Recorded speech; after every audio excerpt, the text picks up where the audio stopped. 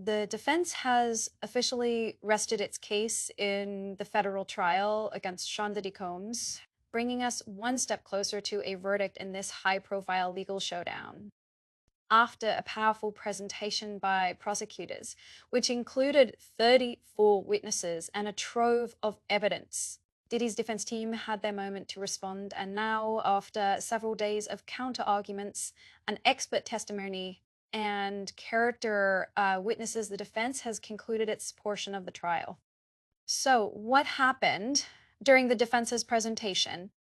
In contrast to the prosecution's broad and emotionally charged case, the defense went strategic and selective. They focused on discrediting key witnesses, challenging inconsistencies in the timeline, and reinforcing reasonable doubt.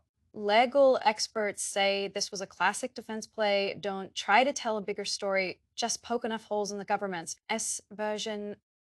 The defense also emphasized that many of the prosecution's witnesses had either settled civil lawsuits or had potential motivations to testify unfavorably. They brought in security experts, business associates, and even former employees to present a very different image of Combso, of a disciplined businessman and artist, not a criminal mastermind.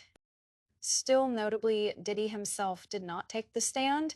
That decision may have been wise while it avoids the risks of cross-examination. It also leaves some questions unanswered in the minds of the jury now that both sides have rested. And the next phase is closing arguments. This is where each side makes their final pitch to the jury.